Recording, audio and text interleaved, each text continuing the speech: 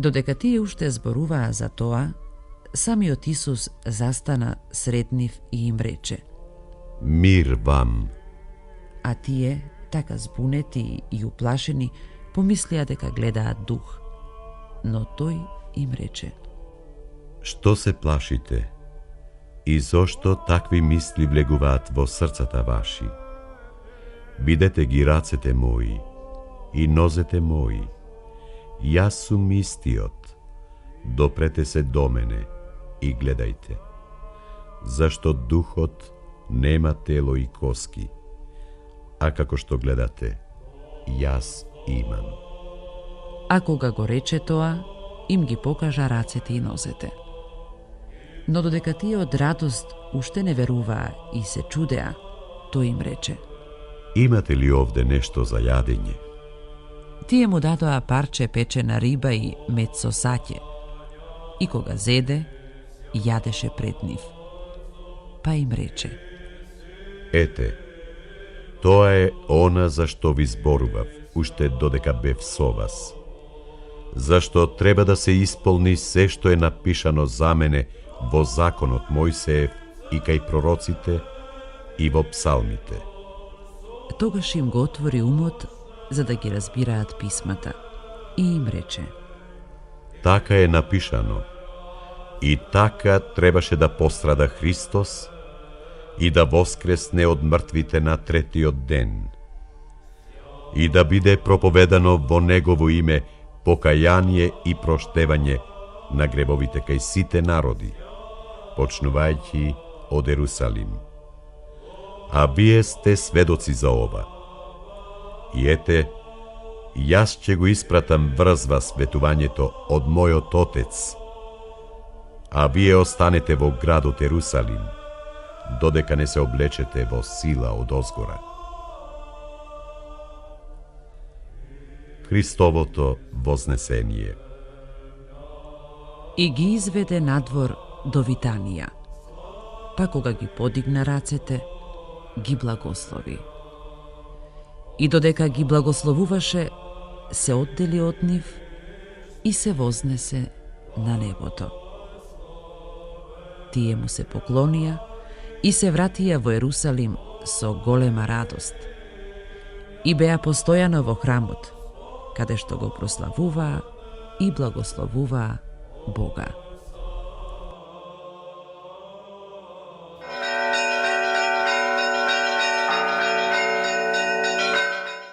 Спасението на светот и домостројот Божи, Христос доста драматично го завршува по воскресението свое. Именно тој ги исполнува и пророштвата, затоа што царот и пророк Давид напишал: седна на херовими па полета и беше понесен на ветерните крилја. Ова беше кажано многу пред Христос да го направи она што го направи, да се одвои од своите апостоли и да се вознесе на небото. И ова негово вознесување за нас е многу важно, зашто не е лично, не е само Христово вознесување, туку Христос Господ прими човечко тело, човечка природа која што сите ние ја имаме. И ја стави онаму каде што Адам не успеа да ја постави. Се вели од десната страна на Бога и Отецот. Не дека Бог има лева и десна страна, туку за да се покаже достоинството со кое што преку Христа човекот се овенча. Затоа што тоа не е место само на рајот, каде што беше и Адам претходно, туку уште повисоко. Човекот и Бог повторно се заедно. А ова вознесение, ова спасение и верата во него е исто толку важна колку што е важно да се верува дека Бог стана човек.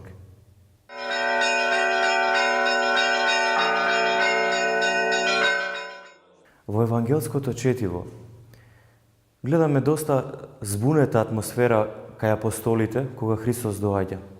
Именно тие уплашени од прогонството на евреите, збунети од зборовите на жените мироносици дека не го нашле телото на Исуса, каде што и го погребаа. Сите тие настани некако ги уплаши апостолите и кога Христос се појави меѓу нив, тие беа збунети и уплашени.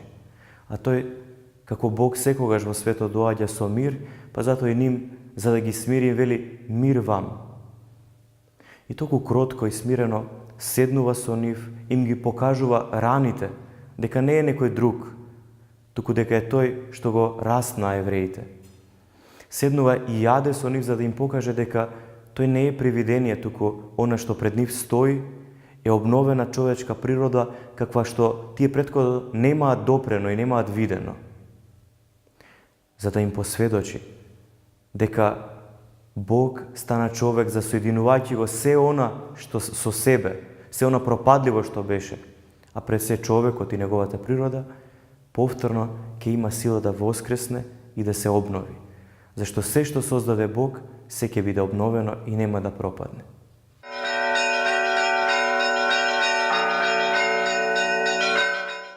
Преку овој настан, Христос ни покажува дека Синот Божи, дека Бог, осмислителот и седржателот, не дојде во светот за да оформи уште една религија која што ќе биде причина за разделба меѓу народите кои што и онака беа разделени. Туку за да покаже љубов, дека Бог, созданието свое најдобро и најголемо, човекот и неговата природа, дојде да ги соедини со себе, да ги обожи, да им даде квалитет на бесмртност, соединувајќи ги со себе си, зашто човекот од смрт најмногу страда. И тоа соединување на Бога и човекот важи за секој човек, без разлика на разликите, и на нациите, и на верите. Чи Христос Господ тоа го направи за сите, а наше е дали ќе му поверуваме или пак не.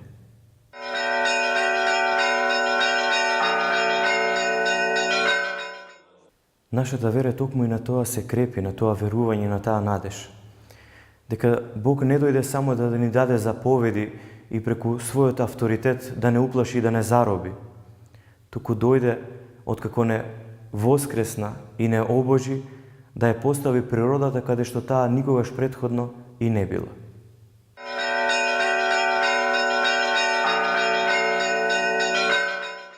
Преку вознесувањето, всушност Христос стана клуч за врата и место во кое што ниеден човек претходно не бил таму. Слично на исказот на првото слетување на месечината. И како што астронаутите го открија патот како да се стапне на месечина, така и Христос не ни го само кажа патот до Бога и до достоинството на кое што човекот треба да биде навикнат и да живее, туку тој и не го покажа патот, буквално не зеде за рака и не одведе до таму.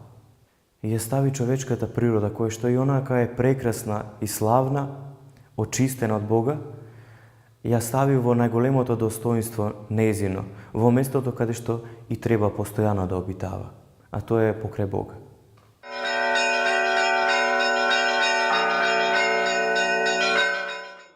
Но сепак, иако ги знаеме овие работи, дека преку неговата крстна смрт ние сме искупени, гревовите не се простени, Христос нам и ни покажа како да се достигне она што и Он го постигна со природата човечка што ја носеше.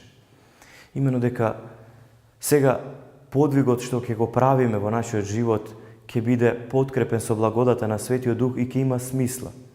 Па затоа ни го покажа постот како пат за осветување, зашто и самиот пост постеше 40 дена во пустињата. Дека е потребно покаяние, зашто и самиот отиде да биде крстен со покајничко крштевање во Јордан од Јована, иако тоа не му беше потребно, зашто он беше без грев. Беше послушен на Отецот и на неговата волја, љубеше, простуваше. И на крај преку својата послушност и вера и верба во промислата на Отецот, тој стана послушен до смрт. Односно, животот свој го препушти во рацете на Бога. И затоа, преку овие неколку работи, он ни покажа дека телото и човечката природа, кога ќе се освети и облагодати, ќе може да го доживее и воскресението, и вознесението, како што он и претходно им кажа на неговите апостоли, дека овие работи ќе се случат.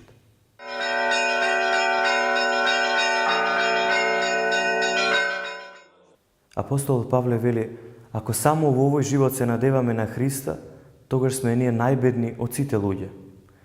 Сакајќи да ни нагласи дека она што Христос веќе ни го даде, ги надминува нашите желби, нашите молитви и нашите замисли за она што нам ни треба. Сакајќи да ни покаже дека кога ќе се соочиме со неправда, со болести, со страдање, со смрт, треба да знаеме дека Бог не заборавил затоа што Тој љубовта своја, уште пред и да се родиме, ја покажа кон нас. Ни даде нешто кое што самите не ни можевме да го замислиме за да го побараме.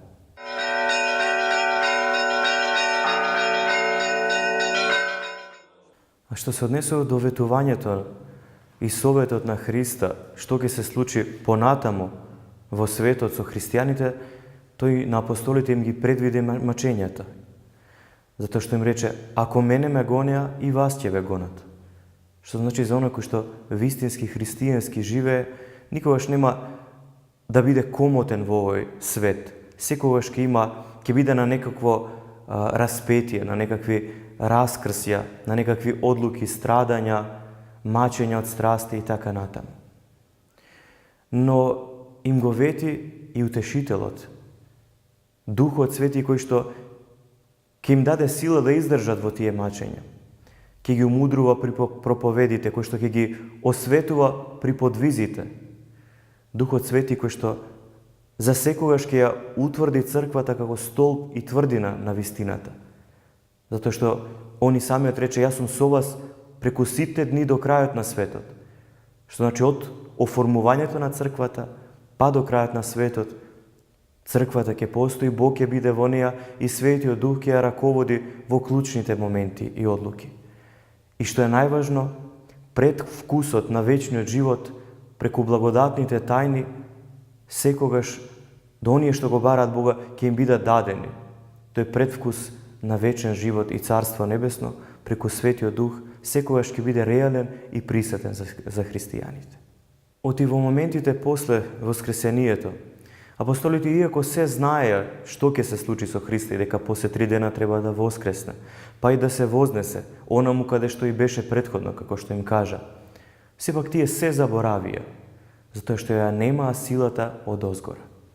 Некои дури се откажаа од Него, а некои пак дури се и сомневаа во воскресението Негово. Благодата и силата што тие ја примија од озгора, нивната збунетост се претвори во храброст и нивниот страв се претвори во радост. И тоа се со силата на Бога.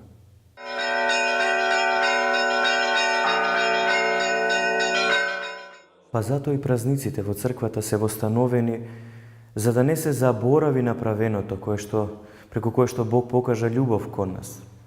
И затоа секоја литургија ние се испомнуваме и за крстот, и за воскресението, и за вознесението. И ги разбираме како дар кој што Бог ни ги дарува, уште пред ние Него да го возлюбиме, притоа учествувајќи во она што Тој го изврши. И затоа ние, одејќи на литургија на празник, реално и сега го примаме и благословот, и разбирањето, и радоста на настанот кој се празнува.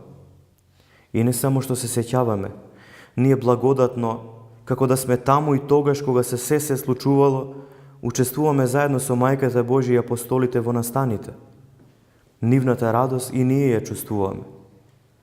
Тоа е тајната на црквата. Тајната која единствено на литургија се разбира и се открива преку благодата на Светиот Дух. Ова е многу важно. Учењето на православната црква е дека реално учествуваме во настаните кои се случиле и кои треба да се случат. Преку силата на Светиот Дух ги доживуваме настаните. Затоа и црквата за време на литургијата, кога е најсветиот момент при вознесувањето на даровите на леп и вино, благодари за се што станала, и за крстот, гробот, тридневното воскресение, вознесението на небесата и седењето од десно на Бога и Отецот, уште и за второто доаѓање, како тоа веќе да е извршено. Ова увереност во реалноста на настаните има подлабока важност. Имено таа пред се однесува за реалноста на телото и крвта Христови со кои се причестуваме. Даровите на леп и вино стануваат вистински тело и крв Христови. Не ги принесуваме само символички и во спомен дека така било на тајната вечера, па сега да не се заборави, истото го повторуваме. Туку веруваме дека се самото тело и крв Христови, кои сега примајќи ги, сега се осветуваме. Сега се ослободуваме од грев, сега заедничариме со Христа реално, а не како да сме во театар. Оти Христос рече, не символички, туку реално. Вистина, вистина ви кажувам. Ако не го јадете телото на Синот човечки и не ја пиете крвта Негова, не ќе имате живот во себе, постојано и сега, а не некогаш и негде. Кој го јаде моето тело и пие од мојата крв, ќе биде во мене и јас во него. Тој што јаде од мене, ќе живее преку мене. Оти апостол Павле вели за литургијата од апостолско време, лебот што го јадете, не ли е самото тело Христово?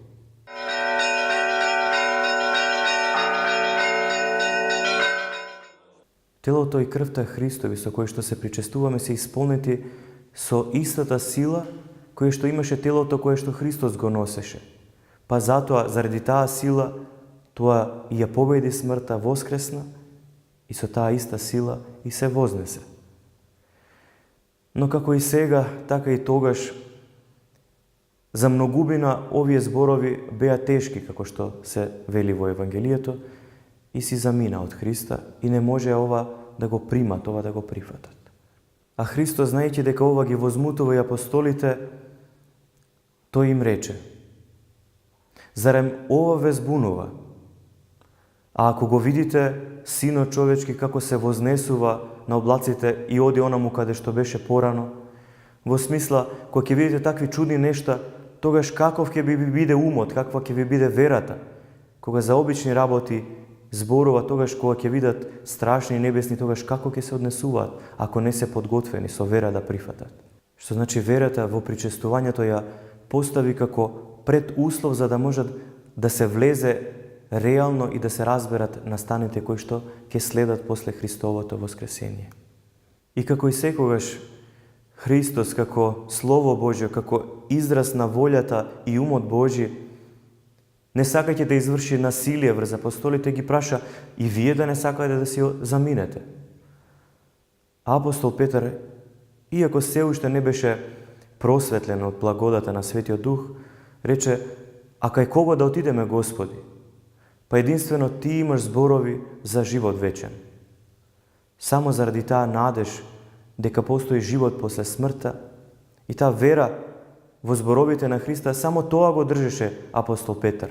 Он ништо повеќе од тоа не знаеше, ниту пак разбираше.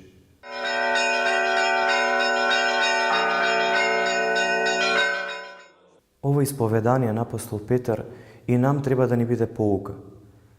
Дека во верата, во познавањето на Бога не може се одеднаш да дојде и да се збидне. За се треба време и трпение. А додека трае времето, треба душата да се подготвува преку пост и молитва, преку смирување на умните шпекулации. Треба да го очистува срцето човекот, за да може да биде способен да ги разбере тие тајни нешта кои што се однесуваат за смислото на човечкото постоење и за волјата на Бога човекот да го спаси. А додека не дојдеме до таа состојба и до таа утеха и таа надеж, треба да ни биде ставот на апостол Петар и наш став. Христос и никој друг.